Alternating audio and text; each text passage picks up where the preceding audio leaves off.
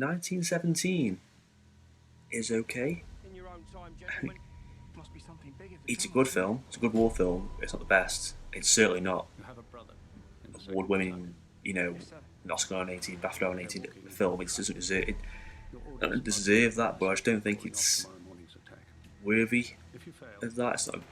It's technically, it's amazing. It's a feat. It's an amazing technical feat to have that style, where it's one camera shot, just following these two guys, tracking them, going through the trenches.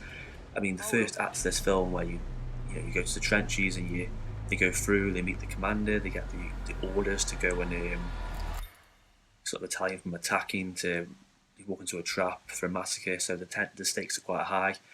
And the camera follows them through the trenches. They go to the end of the line. They go through no man's land, and it's all tense. It's very scary. It's unpredictable, and the cameras, they go up and down like craters and across dead horses and water patches, and you're thinking, how did they film this? It's amazing. It's flawless.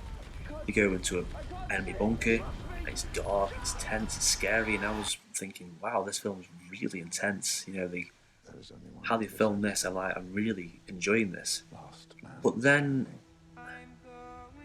it just dropped a bit, because probably having this one camera shot following these same two guys on this quite short mission, it doesn't have any cuts. So when they exit the bunker and they walk to this barn, they have the entire scene walking to the barn, and they're walking slow and they're talking a bit. And I'm not saying the acting's bad, but there's not that much dialogue to really have. One guy's a bit more optimistic, one guy's a bit more stern, and there's a bit more withdrawn, doesn't talk as much. So, there's no music playing, there's no cuts to anything else, there's no like nice shots of anything or anything happening anywhere else. So you just kind of following these two guys, and the film dragged a bit. And then something happened in the film, and I didn't think it happened that early on. Without spoiling it too much, if anyone's seen it, I'm sorry. But I didn't think there'd be a death that early on. And then you just have the one guy on himself. And so the film's just following one guy. And he doesn't talk much to anyone else. He's quite like, especially after when it's seen a death. He's very quiet now, he's very reserved. And that's what the film just sort of dragged. And I sort of lost interest. I mean, when stuff's happening, when the action's happening, and the tense scenes are going on because of how it's shot, it is great, and you're really involved in it, and how the camera works. You're following around, and you're thinking, wow, this is just still one shot. And the actors are doing all this stuff, all this work and climbing and going through doors, and they've got a lot to memorise and a lot to learn. And I wasn't ever hating on the actors for what they were doing, or the cast and crew. It was an amazing feat to pull off. But the film sort of builds up, and then it gets to the line, and because you just follow this one guy, no other character has a chance to really shine or really make an impact. I mean, at the end of the film, Benedict Cumberbatch is, I'm saying the name right, is in the film at the end as the sort of general guy who's like, he has to give the note to quality attack. And he's a good actor, but because you've only just seen him, you've only seen him for a very short scene, it's kind of wasted. I think if they just cut to him a bit more, or cut to some more tension, or show more soldiers like getting ready for that push at the end, getting ready to fight, you feel more emotionally connected. And by the end of the film, I didn't care that much about them. It's sad to say, really, because it's a war film, and you've got to have respect for veterans and everyone who fought in the war. But there's so many things they could have done with this camera style. They could have had so many cool action scenes you could have had. I mean, you don't have to be all action. I'm not saying, I want more blood, I want more death, I want more bombs and tanks, everything going off. But I could have just picturing scenes where they were charging, the cameras going around them and following. You could have done so many things like that. I mean, I know the film wasn't supposed to be like that. That wasn't the story they wanted to tell. But it's a shame. It feels a bit of a wasted opportunity. I just didn't really care that much. I mean, there's so many better war films. I mean, check out Hacksaw Ridge. I mean, that to me is a much better war film.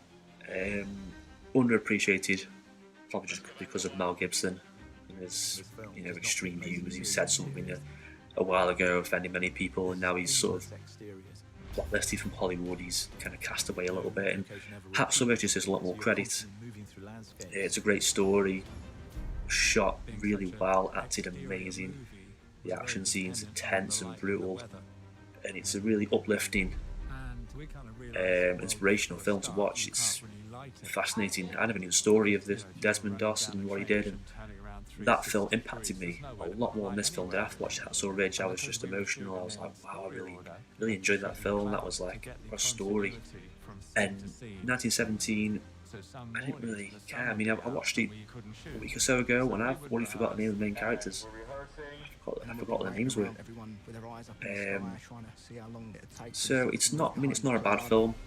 It's not a terrible film. If you like war films and you want to see something a bit different and shot in a weird style, it's definitely worth a watch.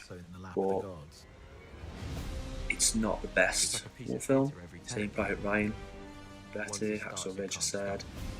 Even Pearl Harbor, even there's All Quiet on the Western Front, an old film. There's a lot of better films to watch than this. It's worth a watch, definitely worth a watch if you're interested in filmmaking, if you're interested in war or the First World War, because we don't really get that many First World War films in the past 10-20 years. It's all World War II.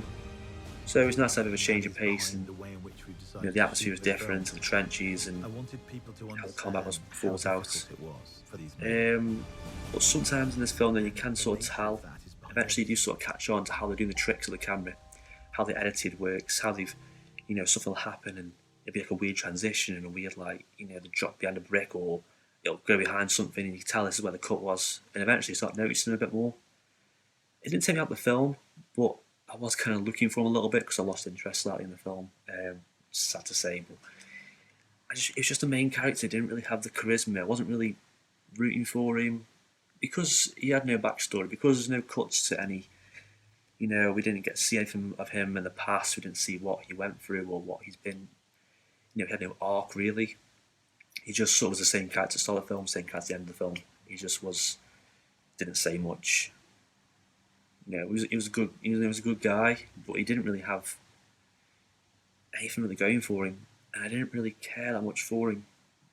Unfortunately, in a film like this, you want to care for them because they're going through a lot. They could die, they could be wounded, they lose people. So you need to care for the characters, and I think the style they took, the one-shot style, was a risk, and technically they pulled it off. But for a coherent film, an enjoyable film experience, I don't think it worked. I think it was an opportunity to really do something special with this trick of the camera. And I don't think it was necessary really. You didn't need to film it like this. It could have still been an enjoyable film, filmed normally, like normal cuts and takes and different characters. But that's the style I went for. That's the style, and it's a good film, but it's not. It shouldn't be rated as high as it should. I think it's a bit overrated. Anyway, I give 1917 a 6 out of 10. That's all.